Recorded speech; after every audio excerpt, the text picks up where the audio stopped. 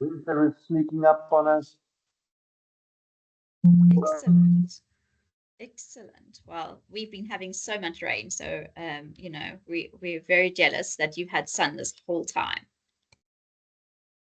It was hot. It was very hot again yesterday down here. In Really? Malmesbury, which is 60 kilometers away from us, they were having 40-degree temperatures. My goodness. Okay. Very Thank jealous. God I got KWV in Paul yesterday because it was 38 in Paul. Wow. So we've been having a bit of winter, which has not been fun. I've been wearing a jersey. It has not been fun. Not enjoying myself. Excellent. It has gone 6 minutes past, so which is time for us to begin. Apologies for the 1 minute delay and discussion about the weather, which we always love. Today we have a very exciting group of people. So from the company called Ncino, and Ncino was previously DocFox, and we are very excited to have their team join us to talk about FICA, as we know that this affects a lot of you on the call today. It's something that's been brought up many times over other webinars when you communicating with the support team and or when you're communicating with your account managers. And so we wanted to bring in the professionals so that we can talk about what's best practices, where do we go, how do we do that? Because as we've mentioned many times before, trade shields are not the FICA experts. And so that is why we have partnered with Ncino today to bring that expertise to you.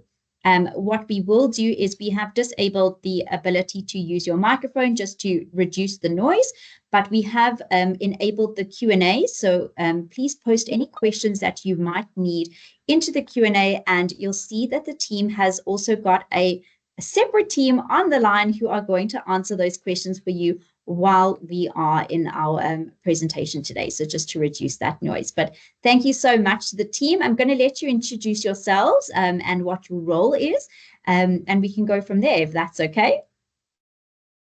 Thank you.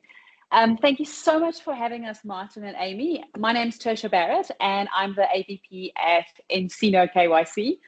There might be a little DocFox that slips in during the webinar, just a disclosure, apologies in advance. And my colleague is Hawk, and Hawk can introduce themselves. Hello everyone, Martin. I'm just going to let you know this is vodka, not water. I'm fully prepared. Yeah, I'm also in Cape Town and have been dying the last few days.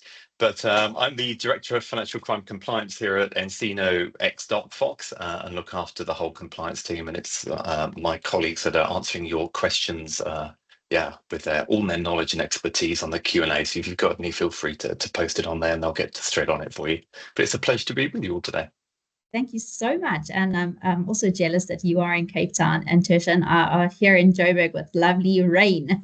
And it's like when Martin just said it's just rained, I'm like, we don't want to complain, but we're a little tired of the rain now, which is exciting. Like I saw a hint of sun and I was like, I could maybe do some washing today. So, we're on the other spectrum. We may have to come down to Cape Town and visit you. The difference between our rain and yours is and hear when it's going to rain. We just walk outside and it's raining. We don't get warm. And it rains. 5 minutes earlier it was sunny. Yeah, and it rains constantly for 2-3 days non-stop. But all of that said, there's far more important things for us to listen and discuss today. Absolutely. Guys, thank you very much for joining us. And I'm sure that the guys that are online is going to listen very attentively because it's been a very hot topic with a lot of different interpretations and documents that have been issued again in December being drafts and being explaining exactly what they mean by credit providers in item 11. And I'm sure you guys are going to shed not just a light on it for us, but a bright light so that the guys can understand who is subjected to FIC, why are we subjected to FIC, and what do we got to do about it. Thank you very much. Absolutely. Cool. Taking over. Thanks, Amy and Martin. Guys, just again, good morning, everyone. I think, Amy, did you also disable everyone's cameras? Yes, I did. Do you want me to enable them?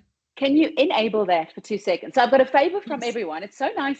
Usually when we do Zoom webinars, we can never see the names of people attending. So it's nice to be able to see everyone's names. But I have a big favor.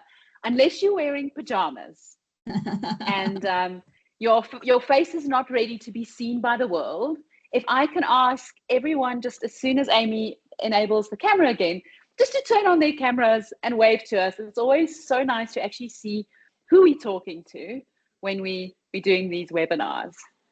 Okay, Amy's busy working on technical. I am going to tell you what, I'm going to start sharing my screen, and then if you can let me know when you're ready, and then I'll turn the screen sharing off and we can see everyone's faces for a few seconds. Perfect. Just taking. Okay, PowerPoint. So officially, welcome to our webinar today. And before we start, just a few things to get us started. You'll see on the screen right now, we've got a few of our social media channels. Now, as Martin said, FICA has been a hot topic for every one of you. So while we're waiting to get started, you can go to our LinkedIn page or our YouTube channel, Facebook, and follow us on these channels. We constantly keep it up to date with anything FICA related. If there's changes in legislations, if we're running training sessions or webinars, follow our social media channels and you will be updated with everything that's happening FICA related. One more thing is we also offer certified FICA training. So not only is it a FICA requirement if you're an accountable institution, but if you're in the space of FICA, it's really important just to stay up to date with the nitty-gritty of what's required. It is impossible for us to cover everything in this hour with regards to FICA, and that's really why we've designed these training courses. So anything from FICA awareness training, if someone's really new to FICA, our cameras have been disabled, or training on how to determine the ultimate beneficial owner for an entity, or understanding what a PEP really is. We've got multiple training courses. Samuel, you were first, and if I could give you a prize, I would have, but I can't, so sorry about that. Maybe another time. Okay, everyone turn their cameras on, just for like a second, wave. Dawn, we can see your couch, it's beautiful, but we noticed we can't see your face. Oh, this is so cool. There we Brilliant. go. Seeing everyone's, I'm glad I'm not the only one who came to the office on this kind of last day before a public holiday. I walked into the office this morning and it was a little leaner than usual. Ours as well. Very, very cool. Even though So I nice am to in see the everyone. office, but this is not my office. This is Your office. It's okay, Dawn. At least you don't have Dawn's fancy couch, fancy purple couch. Dawn, No, we are sure you are gorgeous, but your couch will have to do for today. Okay. Thank you so much, everyone. You're welcome to turn your cameras off again. I'm going to reshare my screen. Okay. So as Amy said, I know your webinars normally run a little bit differently, and you can ask questions during the webinar at any time. But what we've done is we've curated as much information as possible to squeeze into this hour that we've got today. So what we want to ask is, if you've got any questions, you'll see there's a Q&A, not the chat button. There's a Q&A button on your kind of table, what do we say, toolbar at the top. If you've got any FICA related questions or Ncino related questions, please can we ask you to log your questions there in the Q&A section. It's really easy for us to keep track of all the questions, and Hawken and his team are standing by. So we've got a compliance person standing by to answer all your FICA compliance questions, and we've got some of the sales team standing by to answer any Ncino related questions. And it's just really nice for us to be able to answer slightly more complex questions.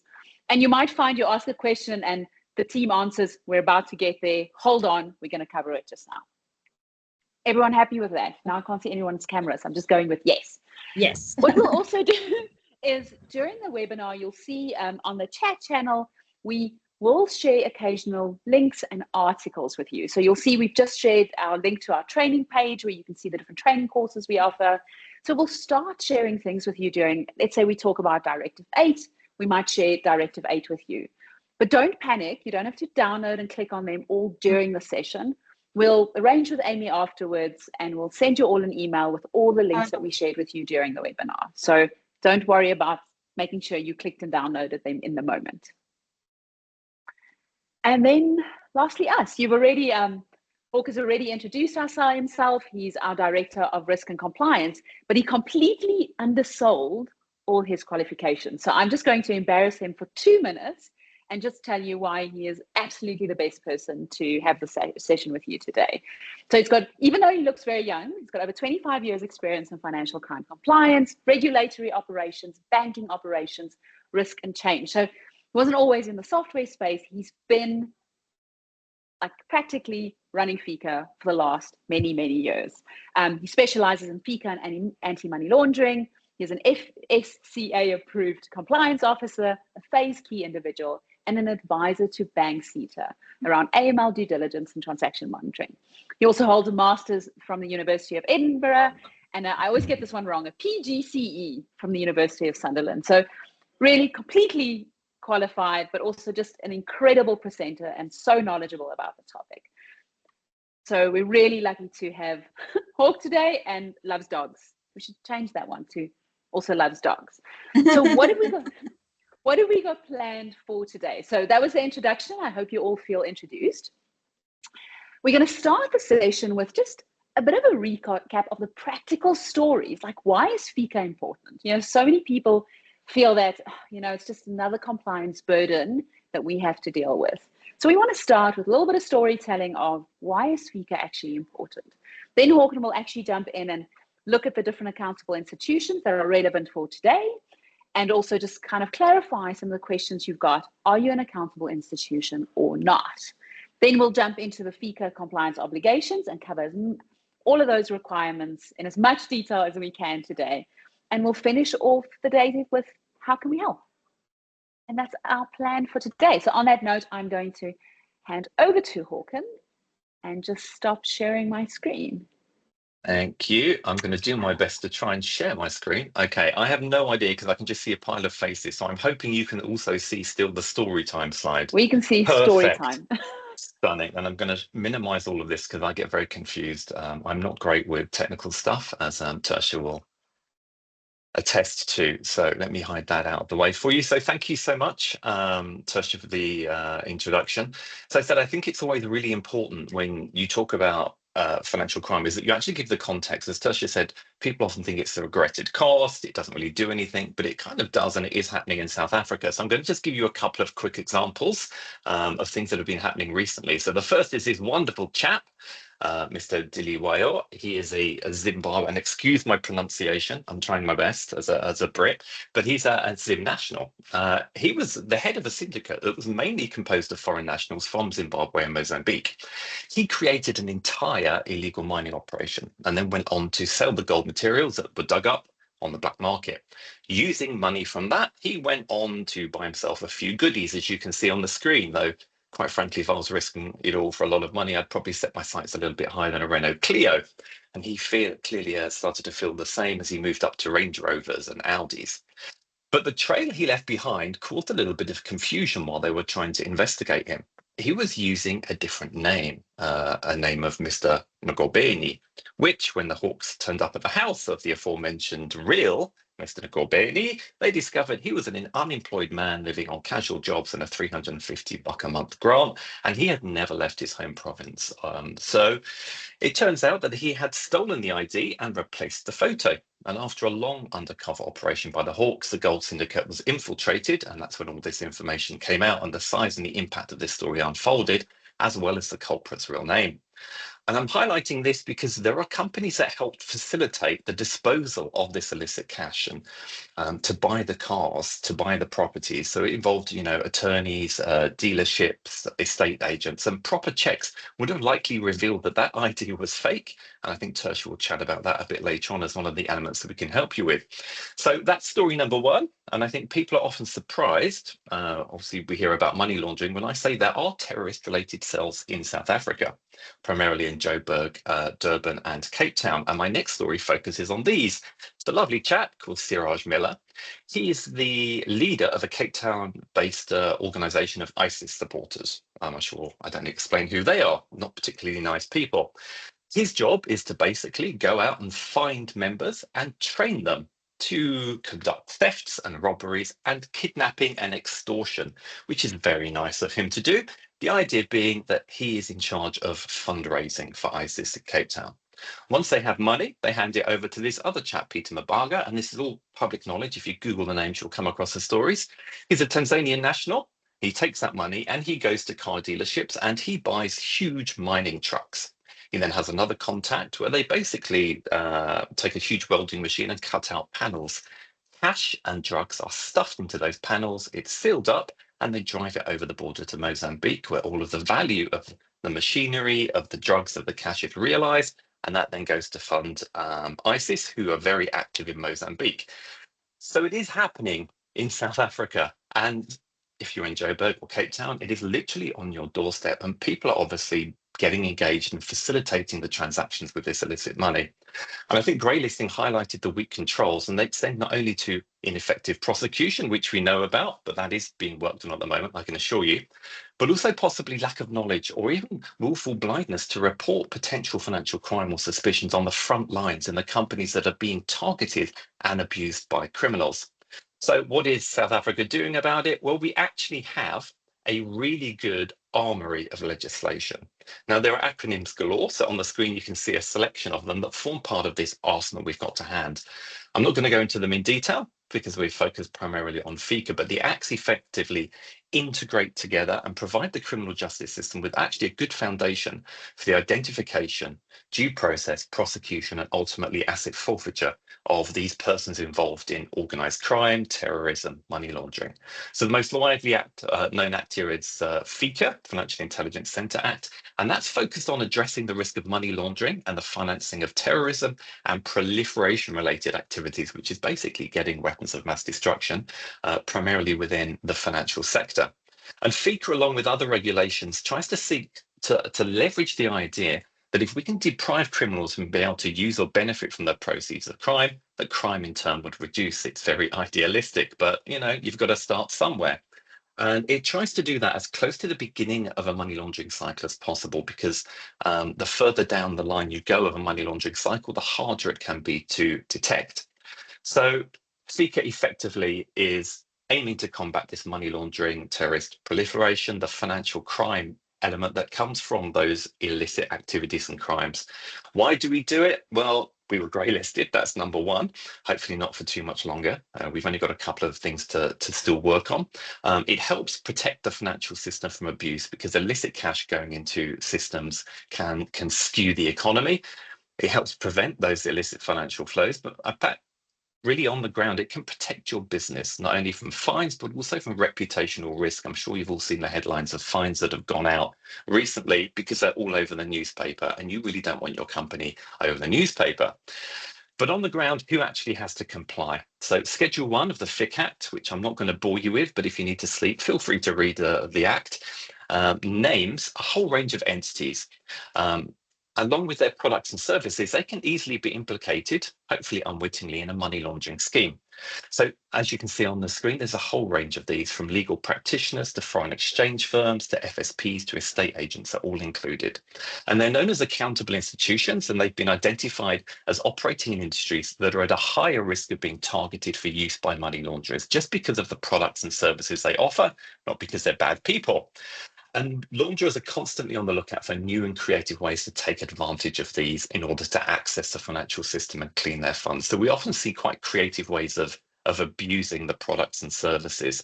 So you could use an attorney's trust account to clean their funds, send money offshore through an FX company, establish businesses or investments through trust companies and service providers to enable them to continue to benefit from the funds.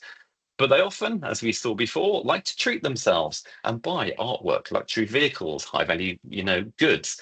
And they buy them with the appearance of legitimately earned income because they've laundered the money. So another important thing is that often money launderers will like to work with intermediaries or third parties rather than directly in banks. And there's three main reasons for this.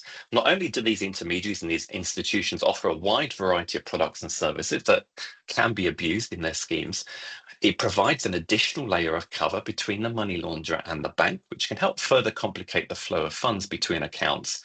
But also intermediaries, accountable institutions tend to be pretty well known to have fewer and less effective checks and balances, as we saw from the headlines and stories. So there's a much lower chance of them being questioned or stopped.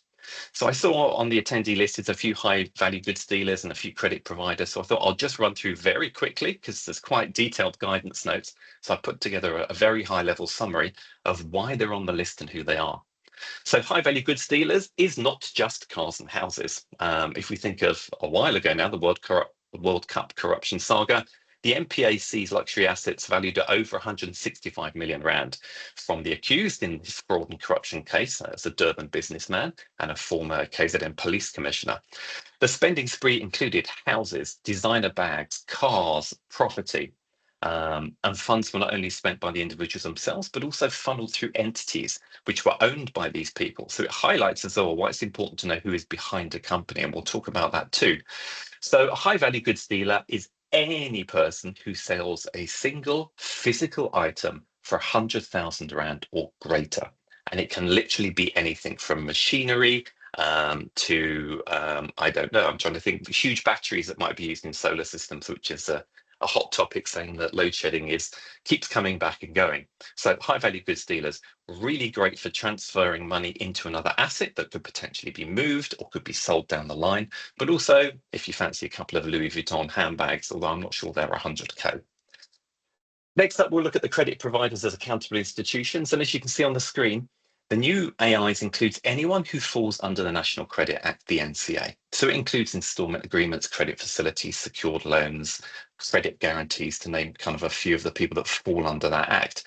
But it also includes businesses who provide credit not under the NCA. So it's an agreement outside of the NCA scope, but it does go on to provide specific definitions to unravel whether or not you could be included. But in short, if you're outside the application of the NCA and you provide credit under a credit agreement to a juristic person, so not an individual, where the principal debt is greater than 250,000, then you're an accountable institution.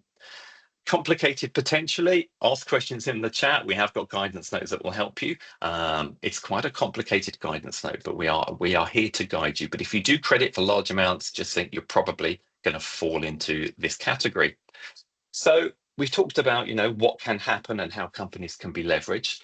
And what FIC does is it expects all of those businesses to cast a critical eye over themselves and identify factors within their business that could be exploited by money launderers. Once those risks have been identified, they really need to be categorized, create a risk rating scheme of these indicators. And they're really designed to give you a heads up that something might be going on and that the company might be at risk of becoming a victim of money laundering scheme. Not all people that turn out to be high risk are going to be bad, but it just helps point to customers and deals that might deserve being watched a little bit closer. But how do we find out and how do we identify these risks? We really look at the money laundering process to help. And as I go through this very quickly at a high level, think about how your organization could be leveraged in any of these stages, because then potentially you're at risk of being abused. So the first is placement. And this is where criminals of ill-gotten gains are first deposited into the financial system. So it could be done by paying cash deposits or maybe multiple cash deposits over time and try and remain undetected, by commingling illicit funds with genuine cash revenue in a business. But you could also see funds coming into the money laundering cycle as an EFT from a third party or an unrelated person. And we see that a lot in tender fraud, where a fake invoice is given to an organization and that organization EFTs to the bank account on the invoice without doing any checks to see if it is actually that person's bank account. But effectively what the placement stage does is put the dirty funds into the washing machine. The next stage is layering, and this is where these funds start to become separated from their illicit origins through layers of movements or transactions. They're effectively trying to bury the origins of funds by dividing and consolidating amounts between accounts, changing currencies, buying and selling assets or investments, or even buying products and services, paying for them and then cancelling them, ideally with the money being refunded from your account to theirs with an air of legitimacy if you can support that with a proof of payment. But each transaction provides another layer, another cycle in the washing machine, and another round of money flowing in and out of accounts.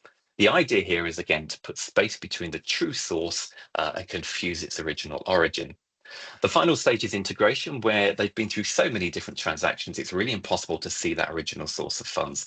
They're effectively taking the clean money out of the washing machine and then can use it effectively without causing suspicion.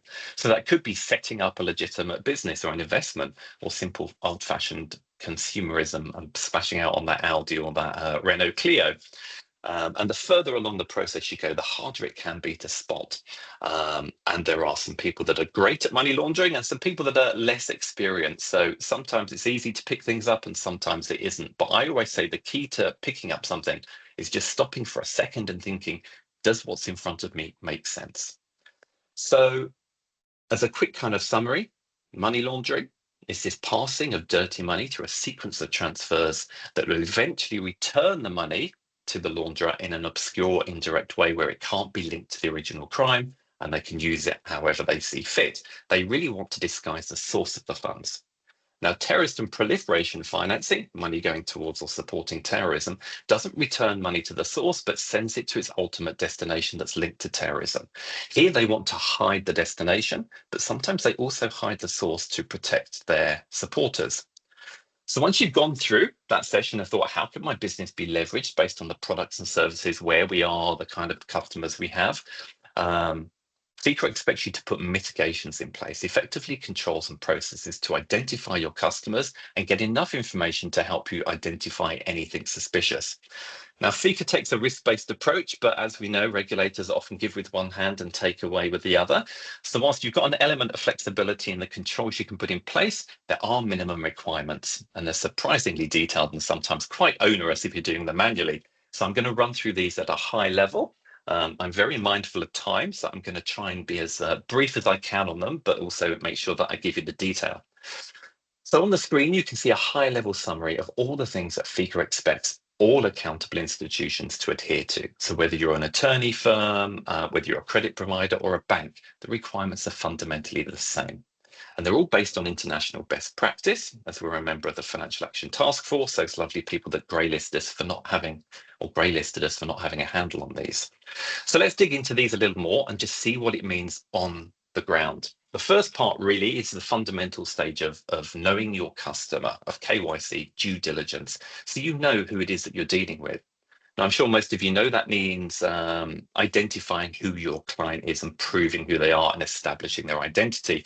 Anyone with a bank account, I'm sure, has been endlessly provided your ID, proof of addresses, source of income, that kind of stuff. That's FICA, and this is why they're doing it. So for a citizen, you're going to look for an ID book, a smart ID card, that kind of thing. For a foreign national, you look again for any government-related or proper official issued documents. So passports, that kind of thing. For minors, obviously, that don't have those documents, then you can look for birth certificates and IDs of the adults. And latest stage, which doesn't really impact you, is going to be, this is not very pleasant, a death certificate, an ID to find out who the person is, but also then court documents about who's managing that relationship and the asset disposals. So that's how you do national people. It's an ID document, basically, and try and get a proof of address to evidence where they are. For legal persons, it's exactly the same thing, but obviously you don't have an ID document, you have things like SIPC registration documents, so you get those. If you're looking at a foreign company, you just look for the equivalent. For partnerships, you look at the partnership agreement that forms that partnership. And for trusts, which is always my favorite and the one that causes the most confusion, you look for a trustee letter of authority. So what you're trying to do is evidence that the client in front of you actually exists, and who are you, or what is your registered identity. So once you know who they are, we're done, hey? Well, sadly not. This is a wonderful thing called related parties. So as we mentioned before with the World Cup, the person behind the corruption used companies that he was director of and linked to. So it's important that you understand who can direct or control a legal person, a company that's doing business with you, because they can be used as fronts so that there's not a direct contact to the person. So you also have to identify related parties. So that tends to be directors of a limited company. It could be a representative or somebody that's authorized to instruct you on behalf of the client. It's important to know who these people are, again, just to inform the level of risk about working with this organization. So then we're done, hey? Sadly not. We now have to look at a very special type of related party called an ultimate beneficial owner, or a UBO, or as one of our customers over in the Netherlands calls it, an UBO, which I love. They're probably the most important related party, but often the trickiest to find. And in an untoward scheme, the harder they are to find, maybe potentially the more suspicious it is, because it can be deliberate and by design to hide who's ultimately behind a company. They will try and basically use the opportunity to keep control over criminally derived assets while trying to frustrate law enforcement to trace who they actually are and how it's working. So the concept of an ultimate beneficial owner exists to try and counter that practice of using a complex structure or a company or a legal person to conceal true ownership or who's actually behind what's going on. It is a requirement under Section 21 of the FICA Act to identify the UBO of every legal person. Now, the UBO can't be a company. It has to be a warm body that is ultimately usually the majority shareholder, but there is an elimination process that you do to identify the UBO. So you try and look ultimately for controlling ownership. That tends to be, or always used to be, a best practice of 25% shareholding or more, but there was a recent guidance note issued that has a strong recommendation of 5% shareholding would indicate beneficial ownership. Strong recommendation to me means the FICA are very close to implementing it full time. I would recommend that you use that. But again, you could try and leverage a risk-based approach, stick with the 25 if you wanted, but really dig down to the 5% on the higher risk clients. If you can't find a shareholding, and some companies don't have shareholdings, then you look at other means, maybe as voting rights or through management and a partnership agreement where that management or ownership of that entity is shared between them. So you look at the three levels to find out really who is owning this company, who is benefiting from its operations, because that's the person potentially is also your customer, your client. So we think, oh, brilliant, we've effectively identified an army of people. Well, now the real legwork starts.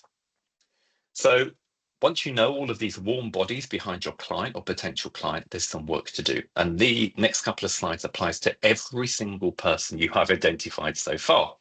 First up, we'll talk about sanctions. So sanction screening has been a big buzzword of late because of the Russia-Ukraine crisis. So it's an important requirement of knowing your customer.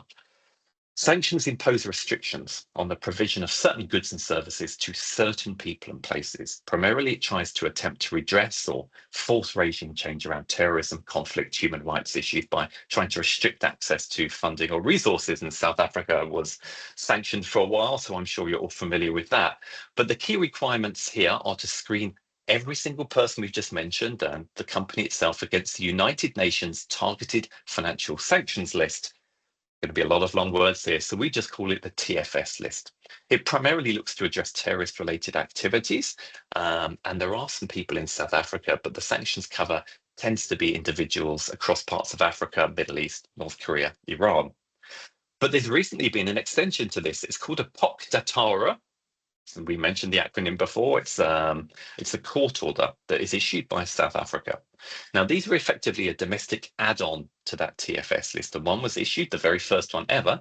Can't imagine why. Maybe grey listing had something to do with that. But the first POC Datara court order was issued just a couple of weeks ago, basically extending the TFS list. And it requires, again, all accountable institutions to screen their customer base to see if any of the people named in that court order are your customers. Now, an important note to make is if you think a client might be listed on one of these watch lists, you have to contact your compliance officer immediately. It's a criminal offence to contravene a sanction, maybe by providing products and services to them. And there is a whole process to follow in terms of reporting and freezing property. So we're not done quite yet in terms of digging a bit deeper into these individuals. As we've seen over recent years, this concept of political exposure has had far-reaching consequences in South Africa. So knowing if your client has that kind of political exposure is a key element of assessing their potential risk. So we've got some more acronyms for you on the screen. Get ready to play acronym bingo. The first is a DPEP. It's a domestic politically exposed person, and that's a wide range of people who have held prominent positions. So government ministers, pretty obvious, high-ranking defence personnel, members of the judiciary, including in acting positions. But there is a whole list in the FICA Act, and again, we can help you out if you want the full list of who is in that Schedule 3. The second acronym is an FPEP, a foreign politically exposed person. Effectively the similar kind of thing, such as HUD's estates, members of royal families, but it's effectively not a position from South Africa. It's awarded by a foreign country. The final acronym on the screen is a PIP, a prominent influential person. Now, the definition of this is also in Schedule 3 of the Act, but it includes people who have held in the last year or who hold the role of a chairperson of a board of directors or audit committee, then an executive officer and a CFO of a company that provides goods or services to any organ of state. Effectively, if you have a tender with the government, then you are going to be classed as one of these politically exposed people. There is an annual transactional value that's going to be determined by the Minister of Finance, but As yet, that has not been determined. So whilst it's not, we can't put a transactional threshold on it, it is worth obviously knowing whether or not your customer potentially has a tender with the government, because again, as we've seen, that could potentially inform a level of risk. But it doesn't just stop there. The requirement around those positions goes further than just the individual that holds it. It extends to their direct family members and their known close associates, because those with untoward intentions, as we've seen, will use the people around them to try and avoid suspicion or identification, maybe by transacting their name, making them the title holder of an asset or the director of a company. And if anyone has read the 3 volumes of State Capture, you will see pages and pages of examples of that. So if your client's a pet or a PIP, or even the brother, the parent, the partner, the business partner of one, the Act requires you to carry out enhanced due diligence, looking deeper, establishing and evidencing source of funds and wealth, and making sure that potentially higher risk clients are signed off and accepted by a senior manager in the firm, and then subjected to ongoing enhanced monitoring. Now, there's no official source of all of the people, and there are tens of thousands of them that hold one of these positions in South Africa and abroad. You do have to place a certain reliance on client disclosure, media screening, that can kind of help. But I have, in part of my team, a whole research team that are dedicated to just digging and finding these people, and we've built it into the Ncino watch list. So I'm sure Twisha will talk about that a little bit later and how you could get access to it. Next up is adverse media. Now, performing adverse media checks, basically, have they been in the news, can reveal involvement in crimes such as bribery, corruption, money laundering, fraud, or even links to organised crime and terrorism. As we've seen, it does happen. It could also uncover information that might pose a threat to your company's reputation if you look to be associated with them. Now, adverse media screening is not mandated, but it is strongly recommended by both the Financial Action Task Force and the Financial Intelligence Centre. So it's really worth doing, even if it's just a Google search. But again, we do this in our solution. But it's important to know not all adverse media is the same. A particular negative news story might affect a client's risk to varying degrees, and that negative news could relate to literally anything, civil, criminal misconduct.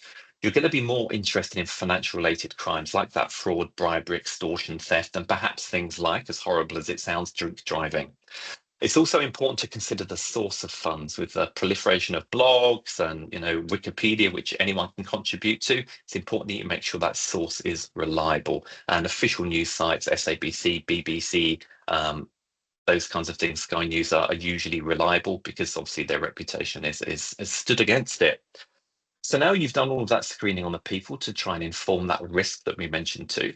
You want to understand what your client does, because that can again add to that picture of risk. And you need to understand the nature and purpose of the relationship or transaction. For example, is it a once-off or is there going to be repeat business? What kind of product do you want? And does it make sense for you, in terms of what you do as a business? Does it make sense financially? And does it make sense that they approach you specifically? If you've got a client based in Joburg, why are they coming to you in Bloemfontein or Durban or Port Elizabeth or Gagarba as it's called now? Why aren't they using a more local company? And again, it's that asking, does it make sense? And understanding your client's business or their occupation, if it's an individual, can help you answer the questions in assessing risk. Are they working in a high risk industry, such as mining or a government entity? So that's really a good source of assessing risk with your company, but so is understanding where the money comes from.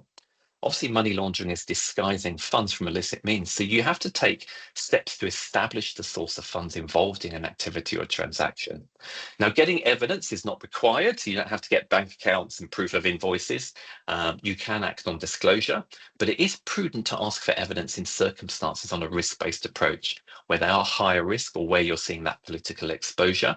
And what you ask for in terms of evidence will depend on what it is that you want to dig into. So on the screen, you can see if it's a court order, I want to see the court documents. If you're saying it comes from salary, then show me your payslip, show me your employment contract. If it's a sale of an asset, evidence to me that that asset was genuinely sold and for how much. So if you have any suspicions, again, you are absolutely entitled to go and ask for evidence of that in order to help you comply. So I've done a lot of typing and we've asked our customers an awful lot of questions, which I'm sure you find that they love being interrogated. But all of this ultimately feeds into a risk assessment. You assess the risk factors, and where they're higher, you then go through the cycle again and you do enhanced due diligence. You dig a bit deeper, you ask a few more questions. Where there is higher risk or a political exposure involved, then you have to go through the senior management sign-off before you ultimately accept the client and work with them. Normally, or you accept them as higher risk and you do that ongoing enhanced monitoring. You decline them because they're outside of your risk tolerance and you can't mitigate the risk. Or you report them to the FIC as something potentially suspicious. So it's a lot of work before you can take on the client, and the process we've gone through, sadly, is the minimum mandated. None of it other than adverse media really is optional. And if you fail to do it or you can't do it, then you're considered non-compliant with FICA and you could be in for a bit of a nasty surprise one day. And that's why we're here to try and help avoid that. So I've mentioned this ongoing due diligence. The joy of due diligence doesn't just finish at onboarding. It continues throughout the life cycle of your client's relationship. And it basically means keeping information up to date, checking in. Are your directors the same? Is your beneficial owner the same? Are you at the same address? Just to make sure you can monitor again the risk that might be presented. You don't know if a director has become politically exposed or is, an extreme example, a terrorist. You'd like to know that, I guess, before continuing to do work with them. You want to monitor their behavior. You want to monitor their transactions. What are they up to? Is it as I expected? And you build a history of how they behave to help make that easier. And again, at every point, just ask that question, does this make sense? Now, once you've got all this information, you obviously need to keep records, and that is records of the transactions, of counterparties, of the due diligence that you did. And they have to be kept for effectively 5 years from the details that you can see on the screen. The reason for this is that should the FIC knock on the door and need evidence for a potential investigation or prosecution, or SAPS or Hawks or somebody needs it, there is evidence there that they can then leverage to get more information and intelligence, but potentially also use in court. Do not let that panic you. You won't have to go to court and give evidence.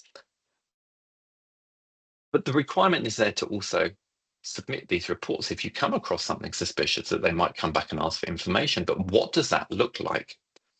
Well, if you identify something suspicious, you really want to report that to the Financial Intelligence Centre, the FIC, via your firm's compliance officer. Now, a suspicious transaction or activity really could be anything depending what they're doing, who they are, where the money's coming from. But it tends to be anything unusually large or complex, transactions that don't seem to have a genuine purpose or don't make financial sense, or suspicions or doubts around the client's true identity or their intentions. And there are deadlines around when these need to be reported to the FIC. So it's super important that you get your information as quickly as you can to your compliance officer. So the deadlines you can see on the screen. For suspicious activity reports and transactions, you get 15 business days from when you identify that suspicion. For terrorist property or property transactions related to terrorism, it reduces to 5 days. I'm sure you understand it's important to stop that money before it gets where it's going. And then the last one is a cash threshold report. That's effectively when you receive or you pay any amount of cash, effectively $50,000 or more in cash, not an EFT, physical paper and coins. Now, it's important to say that that timer starts counting down when the suspicion is formed. So even if you've had a relationship for 10 years and something happened 6 months ago that today I go, actually thinking about that, I think that wasn't completely legit. That's when the countdown starts. You can still report it, even if it happened a long time ago. It's about the timeline from when you form that suspicion.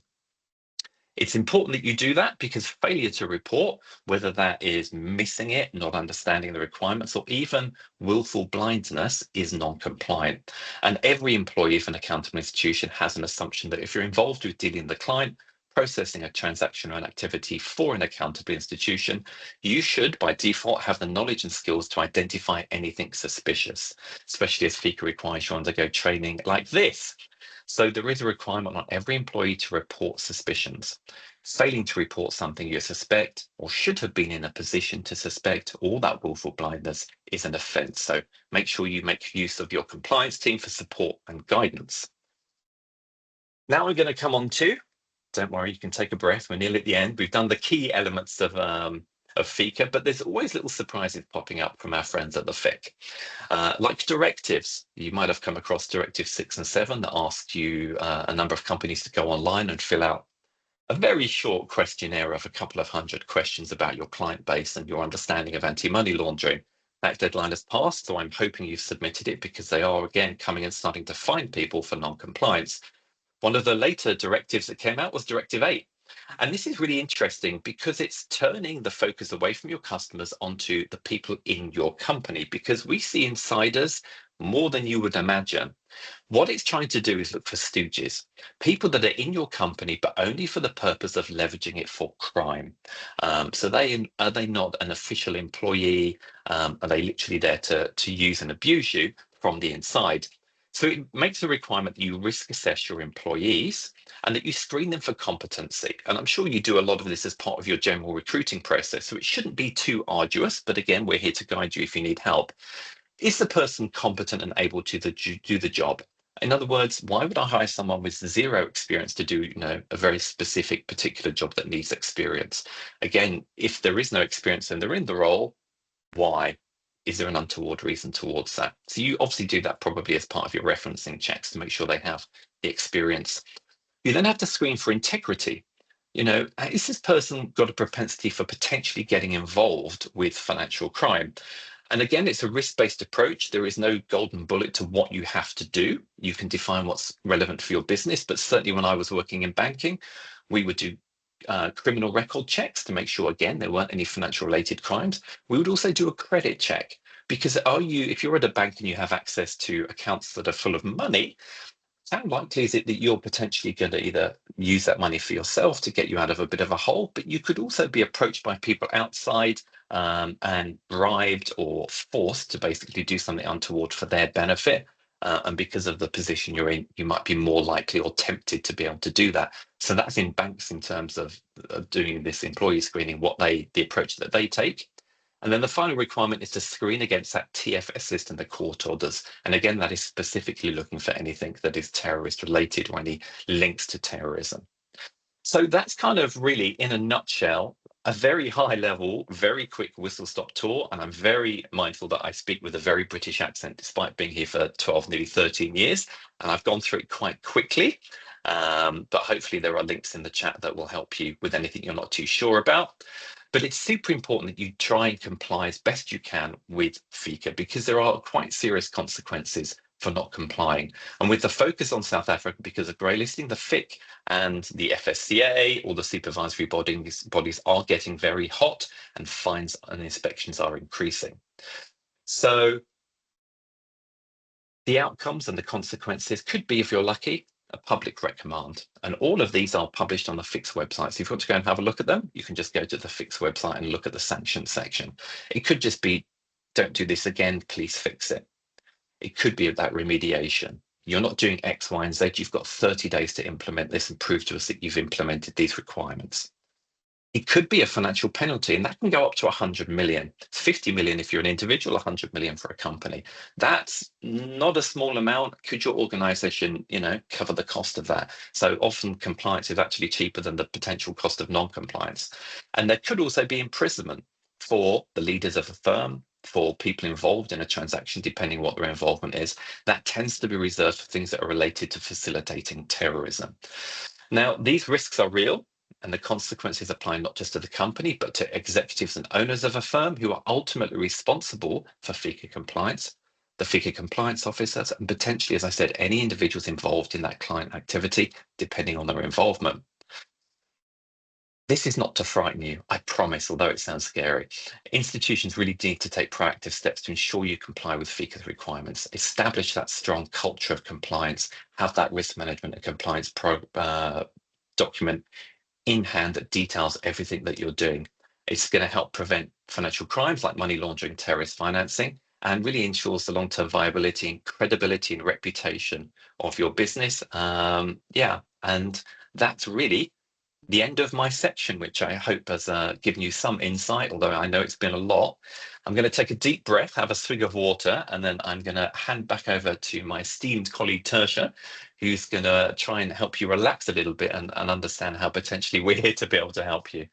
Now, bear with me while I try and figure out how to stop sharing screen. Let me see if I share there it. We go. I think Over I've to done you. it. Thank you so much, Hawk. So I hope a lot of you just got a lot more clarity and understanding of not just why FICA is important, are you an accountable institution, and what is required from you. And typically what we have is, once Hawken has taken everyone through the details, we typically get 3 comments. The first one being, shoot, that's a lot. That's a lot that we need to do and comply with. How do we do it? The next one is, okay, how do I make sure my team follows the same process every single time?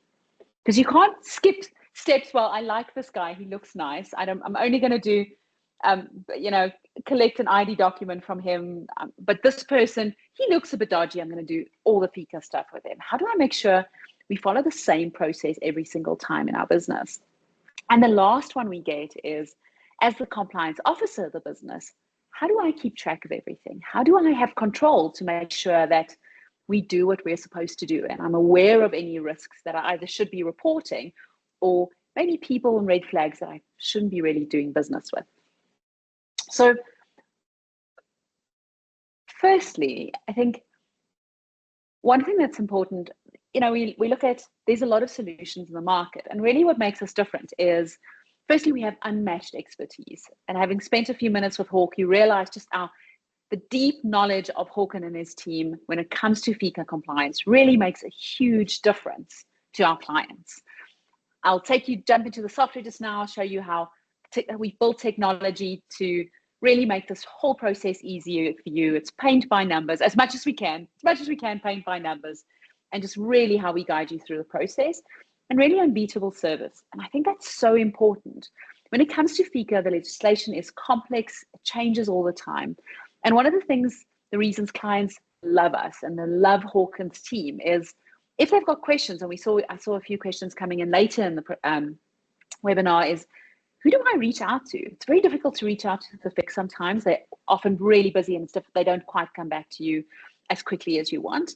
And sometimes you actually don't want to ask the FIC. You just want to ask someone, like, what am I supposed to do here? Someone asked, I have a client who says they're not going to give my documents, the documents that I request, because of POPI.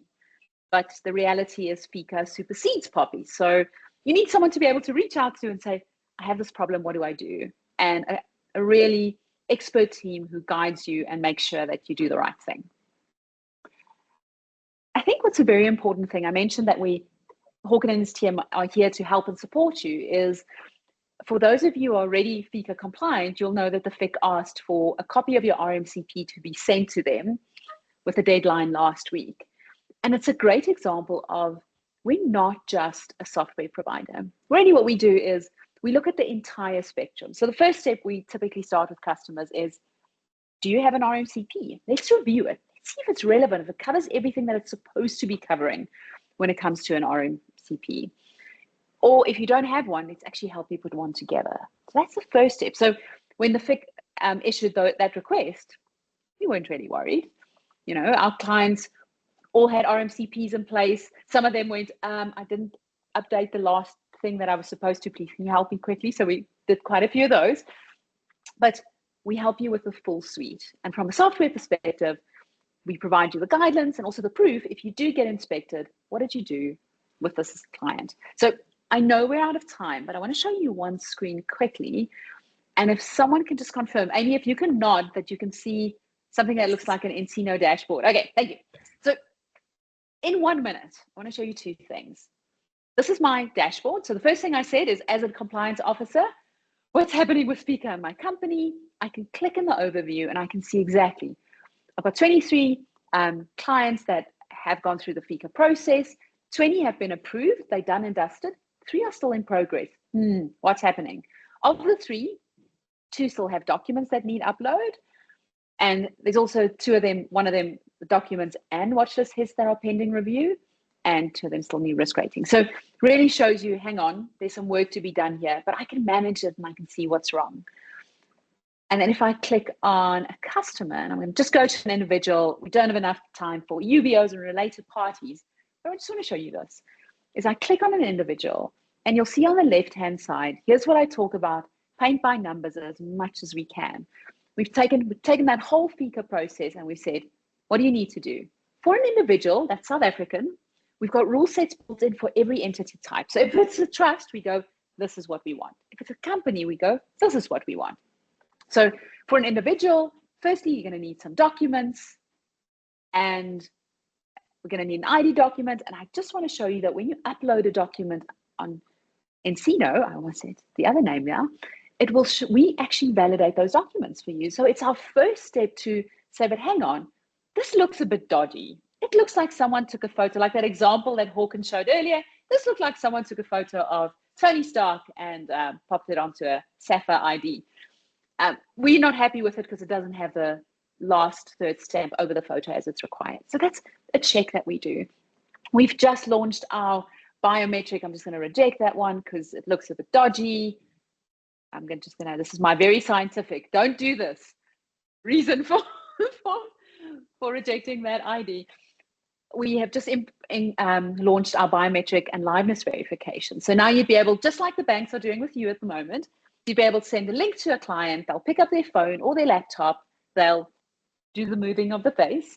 It will take a photo. And what it will do, it will actually match that photo with the photo that's on Home Affairs. Uses incredible smart technologies to do it. So it matches, so that in that example that Hawkins showed, it takes away that, is it dodgy or not? It matches it with Home Affairs. It also asks them to upload the documents at the same time. So they take a photo of themselves, take a photo of their ID. It matches all three photos. And it gives you a percentage match and some detail. And I think I've got an example. No one judge my photo. This is very brave of me to do. Let me just move Teams out of the way there. But that's not the one I wanted to show you. Okay, the other one is somewhere else. I'll check.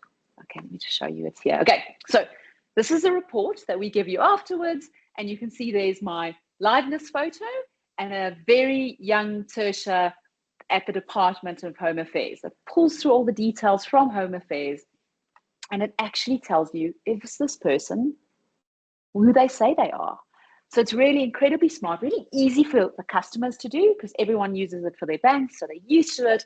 But it's also very easy for you to manage, not nagging people to please email me a certified copy of your ID or please email me a copy of your ID. I had to email a financial service provider a certified copy of my ID the other day. And the person who certified it had to write on it that they certify that this photo matches the face of the person standing in front of them. Anyway, really a lot of admin. No one's got time for that. And I realize I'm over time, so I'm going to stop. One more thing that I want to show you is continuous screening. So not only do we screen against everything that Hawkins spoken about earlier, as well as our comprehensive DPEP and PIP database, we do this continuously. And that's a very important thing when it comes to financial service providers is maybe when you onboarded the client, they weren't on a list, but 3 months later they are. So that continuous monitoring is so, so important. And that's part of what we do automatically in the system. And if we pick something up, we'll let you know. So we're officially out of time. I would love to show you more, but if you are interested in speaking to us, you'll see our details. I'm pretty sure marketing are amazing at this. They would have dropped a link in our chat button right now. Yes, thank you, Kriya. In Kriya We Trust. There's a link at the chat button. Please feel free to reach out to you. We're happy to have discussions with you, answer some questions, and really just show you the solution and see if it will work for your business. I see Amy launched a little poll for us. I'm going to stop sharing my screen. And also, if you don't want to click on the link, there's also a QR code, and you're welcome to reach out to us. And I apologize for going over time, but I saw everyone was still here, so I was taking advantage. Thank you so much. And yes, I did pop a poll up for everyone. First and foremost, like, we want to know that you have enjoyed what we're providing to you, that this is, giving you the insights that you need. We're more than happy to invite Ncino back again if they'll come, and so that we can go a little bit more into depth if that is what is required. And of course, if you want to speak to them, they provided you with their details, and anything that we can do at Trade Shield to help you to make sure that you're compliant as well, then we can negotiate on that as well. So speak to us at support or your account manager, and or myself or Martin, and we will help put you in touch as well. So lots of different options. And I just want to say thank you to the Ncino team for joining us. It was absolutely insightful. There was so much I was completely unaware of. When you think about FICA, you don't really think about all the aspects that it involves. Just like you said, Hawken, about, do you think you're done? And yes, I thought, once you submit your ID, you're done. But actually, there is just so much more. So we really appreciate your time and your knowledge, and we look forward to working with you in the future. Thanks so much. Thanks, Thank you very everybody. much. It was brilliant, guys. And you spoke to so much of my bed bugs from the credit world. Knowing your client is such a bed bug for me, I speak on it often. And what you're talking about is exactly the same thing, just for a different purpose. Because if you want to prevent someone from stealing from you, you also want to prevent someone from taking something from you to steal from others, whether it's their life or whether it's their money or whatever it might be, why they need to be checked out. But Hawkins, thank you very much for that insightfulness. And Tertia, thank you very much for your support. And from us at Trade Shield, have a brilliant day. Thank you so much. Thanks, everyone. For sharing. Have a great day. Cheers, Bye. everyone. Yes. Bye. Amy, I've got to drop off for another meeting, so Perfect. Perfect. I Yes. generally stay online just for another 5 minutes should anybody have any questions, but anybody can drop off if they are done.